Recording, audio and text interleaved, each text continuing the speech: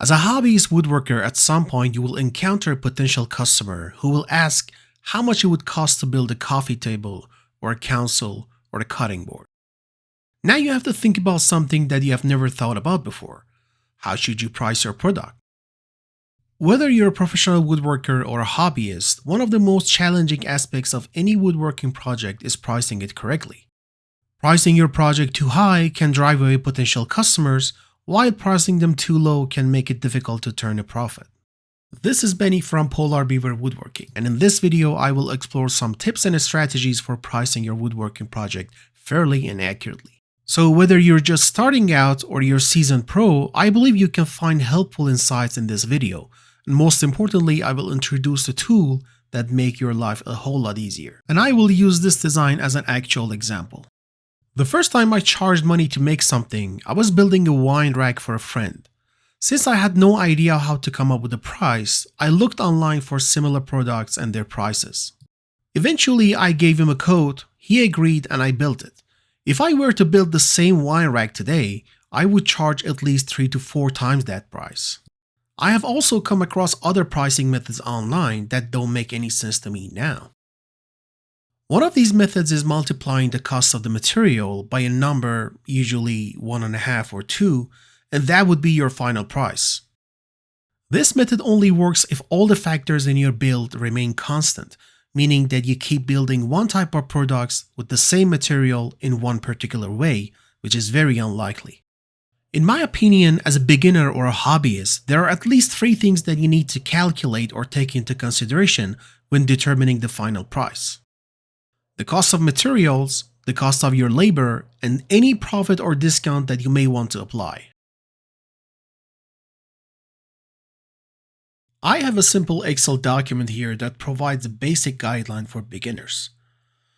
Here you can enter the cost of material, meaning the total cost of every material that you have used for the project, including the wood.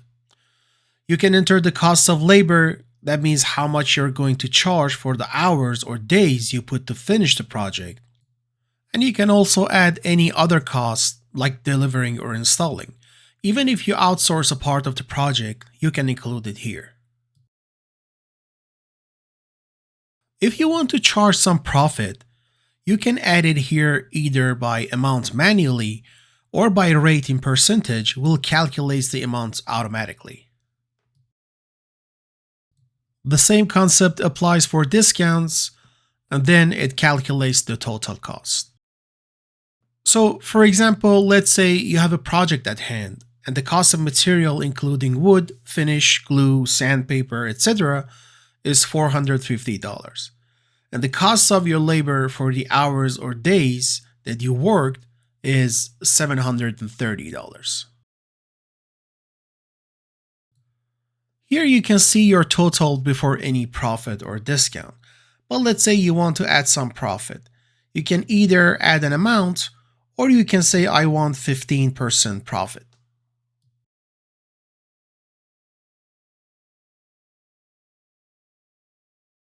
Also, the customer is referred by a friend or a family member and you want to give him or her a discount.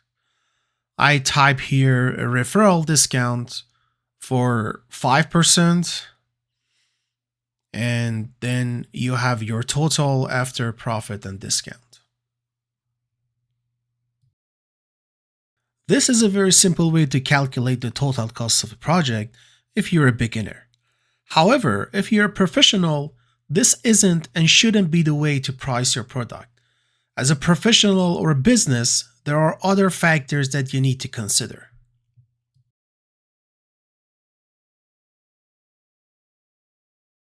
As someone with a background in computer and woodworking, I have created a project cost calculator workbook that enables you to calculate the cost of a project in detail. Let me quickly introduce this tool and then we will go over each section with an actual example. There are 5 sheets in this workbook. Cost calculator sheet, which is the main sheet, and other sheets send their final number to this sheet. This is where the final project cost is calculated. Material sheet, where you can calculate the total cost of any material used in a project. Here you can select or enter any type of wood, finish, hardware, or any consumables and calculate their price. Labor and outsourcing sheet, which is a very important sheet, and you can enter the time that you spend for every specific job and calculate the total cost of your labor based on the hourly rate. Here you also have the option to add the cost of any outsourcing. Business cost sheet is a sheet that makes all the difference between a beginner and a professional. Here you can calculate the business operating costs, maintenance costs, and depreciation of your equipment. And last but not least, the invoice sheet, where you can generate a professional looking invoice to give to your customer. You probably noticed at the beginning of this video, I was designing a simple frameless base cabinet with a walnut countertop. I am going to use this design as an actual example to walk you through this workbook. Here we are at Project Cost Calculator, and you notice that this version is way more advanced than the basic version that we saw earlier. But the concept hasn't really changed. We still need to calculate the costs of material, labor, and other business costs. For our example, I figured that we need 2 sheets of hardwood plywood and 30 board feet of walnut. So I add those here under the wood section. For the finish, I am going to use water-based poly, and 1 quart is enough for this project.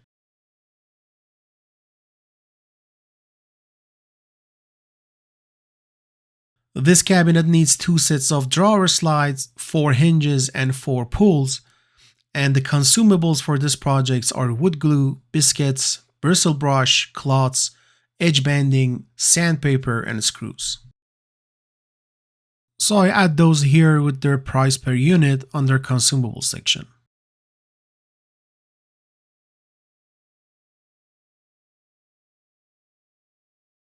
So as you can see here, the total cost of material is being calculated. And if you go back to the first sheet, here you can see that number is transferred here. Next, we need to calculate the cost of labor and outsourcing. But before you populate these cells, figure out how much you want to charge per hour for your labor and enter it here. As you do that, you realize that the hourly rate column changes. You can also manually change them if you charge more or less for a specific job.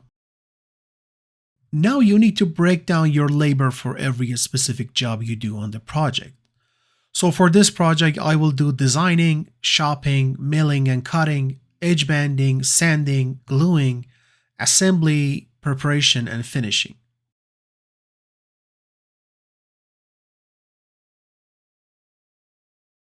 Then you need to figure out how many hours each job needs to be completed.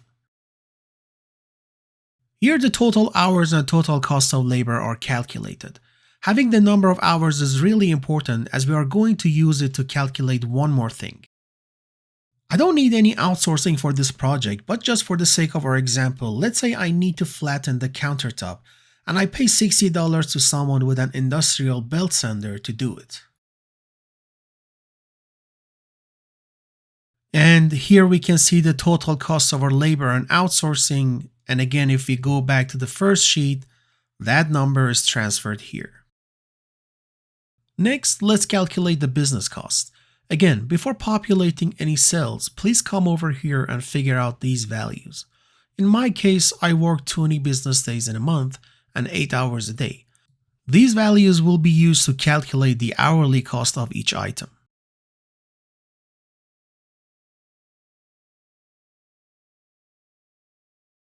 Let's figure out our business operating costs. These are the costs that you have to pay in order to keep your business running.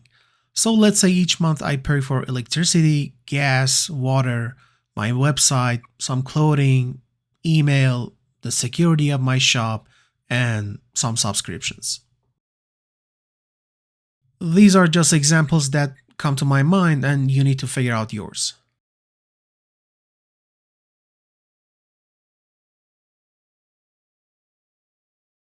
Maintenance are any regular activities that you have to perform to keep your tools, machines, equipment, etc.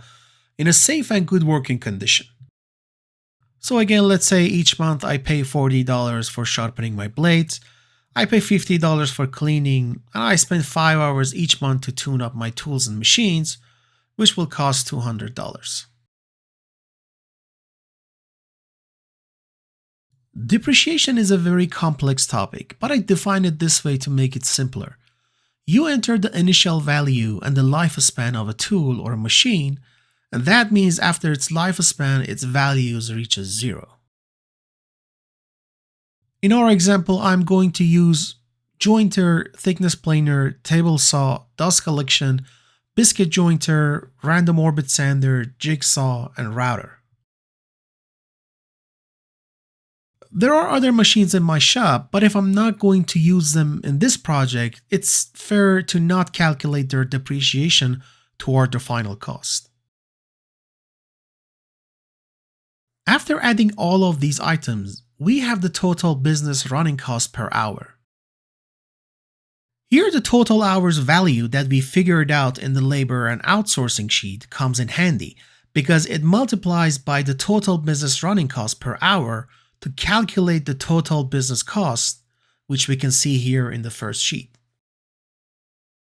We have calculated the cost of materials, labor, and other business costs, and we can see the total here before any profit, discount, or tax.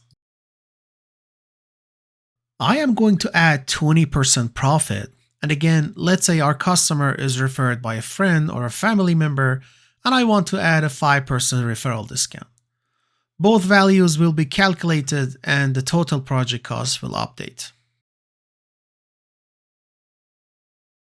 If you charge sale tax on your sales, you can choose your state here and it automatically brings up the rate and calculates the amount. A few quick notes about the sale tax here. If you live out of states, you can manually type in your country, state, province, or city. For example, if you live in Ontario, Canada, you can type it in here.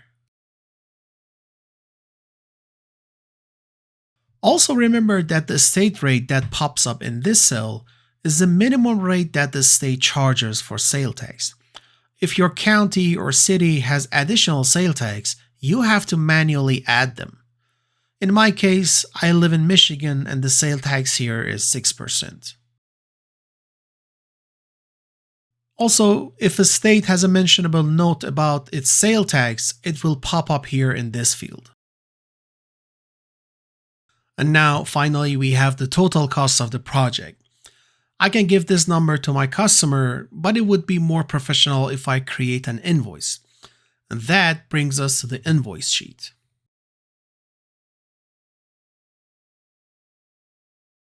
Here you can type in your company's name and information, and also the customer's name and information. The date will be automatically generated to today's date, but you need to type in the invoice number manually. Here in the description, you can be as detailed and transparent as you want. I will use the numbers that we have in the cost calculator sheet to fill out this invoice. You can apply the discount and tax rate here at the bottom, and also there's a place for any note that you may want to add about this invoice. Now your invoice is ready. You can either save it as a PDF or print it out in a single sheet of a letter or A4 size paper.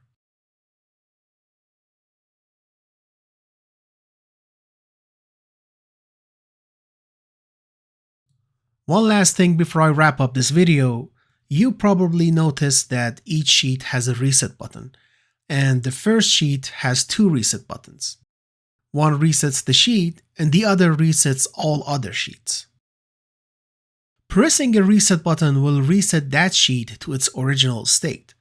If you press a reset button, you will receive a warning stating that the action cannot be undone.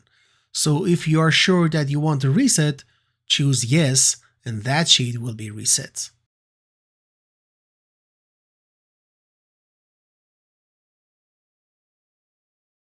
Well, there you have it. I believe this is the ultimate way of calculating the cost of a woodworking project, and this tool helps you to do it very quickly and accurately. You also have the option to generate a professional invoice for your customers.